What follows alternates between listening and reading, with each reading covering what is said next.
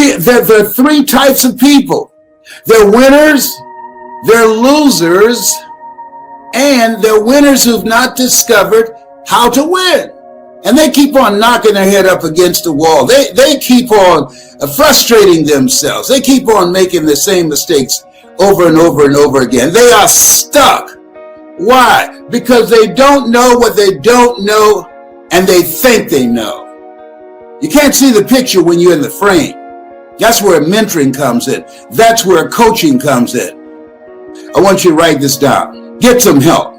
Yeah, because you don't know what you don't know. The worst combination in the world that I think that I don't deal with is arrogance and ignorance.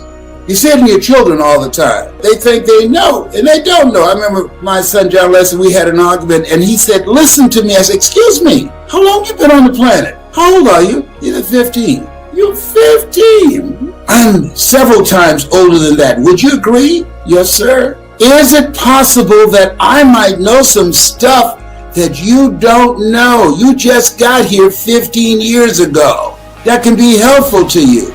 There's a book called The Kabbalion. He said, the lips of the wise are sealed to the ears of the ignorant. See, there's some things that we know, some things that we try and prevent our kids from making the same mistakes that we did. And the louder we speak, the faster they run toward danger, toward their friends.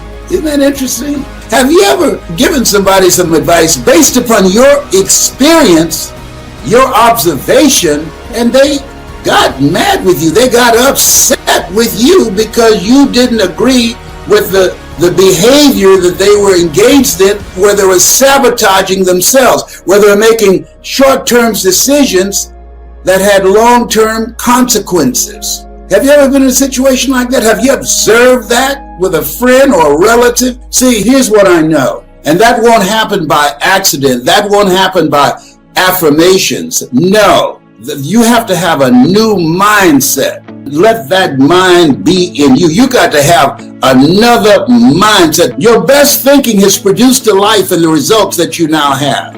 Where you are right now, your thoughts have brought you. Where you can go, when you upgrade your thinking, your thoughts can take you. And so I'm encouraging you, got something for you. And part of it is you want to work on and develop you. You've got to up your game on your program for you. The things that you're going to fortify yourself so you can be ready for the fight. Because if we don't know anything else, here's what we learned. It ain't all about the vision.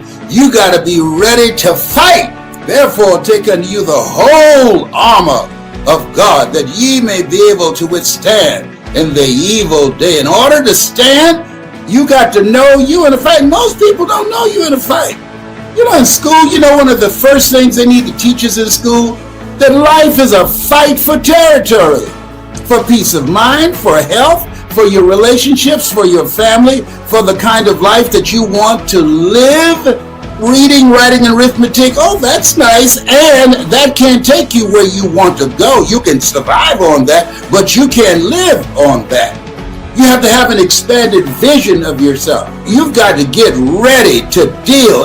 Life, it's fascinating. Life is a fight for territory. And once you stop fighting for what you want, what you don't want will automatically take over. It's a fight for territory. Life is about transformation. Life, it's about disruptions.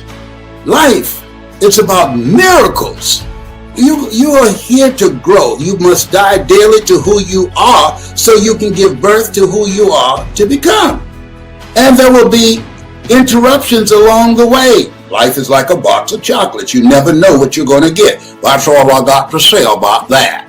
And it's about miracles. You have miracle working power. The fact that you're still here. So this is different. This is very, very different. And so as you look at yourself, look at your goals, look at your dreams, you got to have a game plan for you. You got to have a game plan for your mind. We do what we want to do. Buy what we want, beg for what we need. I remember a guy told me, man, I got this seminar you ought to come to. His name was Ed Foreman. Executive Development in Plano, Texas, right outside of Dallas. I said, man, I'm taking care of my mother. I don't have any job or anything. I'm looking at becoming a professional speaker. I can't afford your rates. And he said, then you can't afford not to do it. How are you going to teach somebody to do something that you haven't done? I don't understand that. How are you going to tell people how to operate out of their comfort zone and you are not willing to reach beyond your comfort zone to make this happen? How are you going to teach people how to be a no matter what person and you're coming up with saying, I don't have it? You don't have it? Get it. I got it.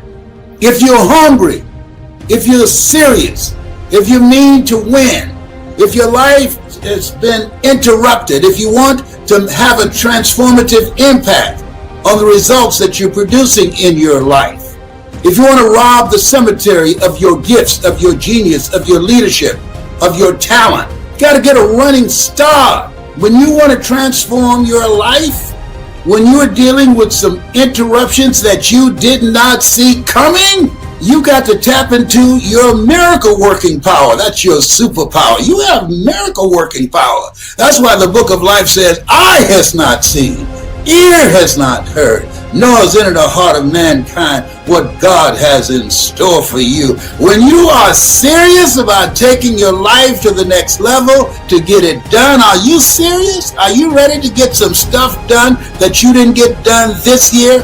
And here's one of the main things I want you to do. Follow the protocol. Practice social distancing from people and the refrigerator. And I want to ask you a question. What's your strategy for being here?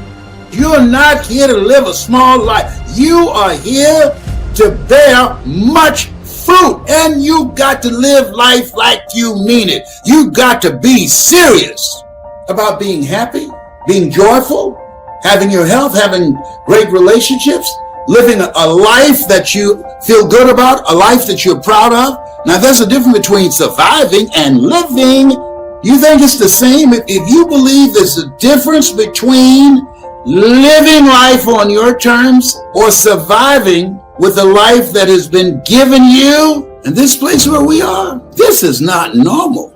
This is strange. We're waiting for the next shoe to drop. If you agree with me that life, your life matters, your dreams matter, your talents matter, and you must treat them like they matter.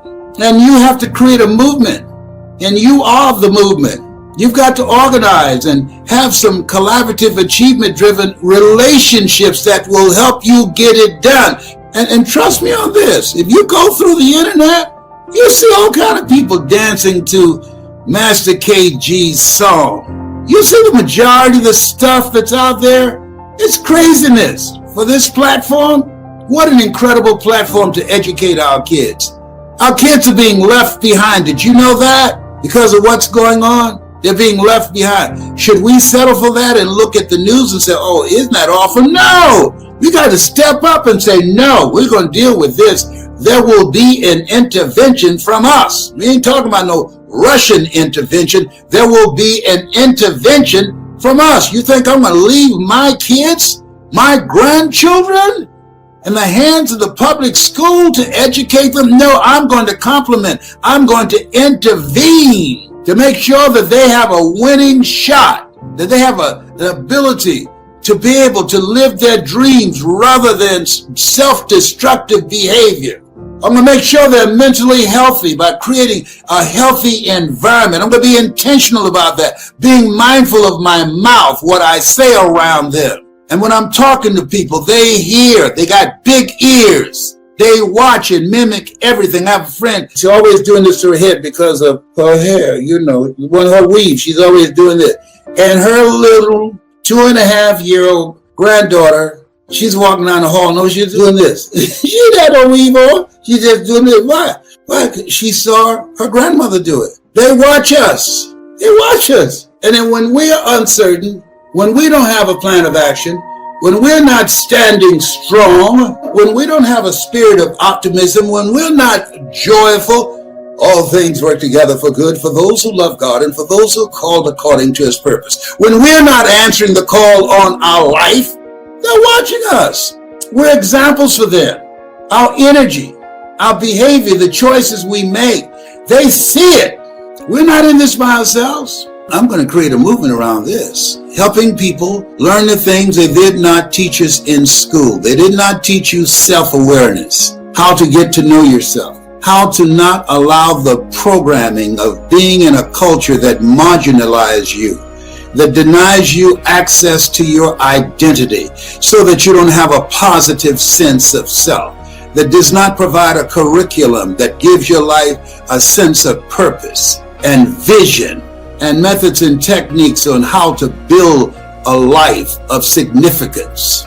Things we should have learned in school, that life has value. We need to learn that, our kids, early on.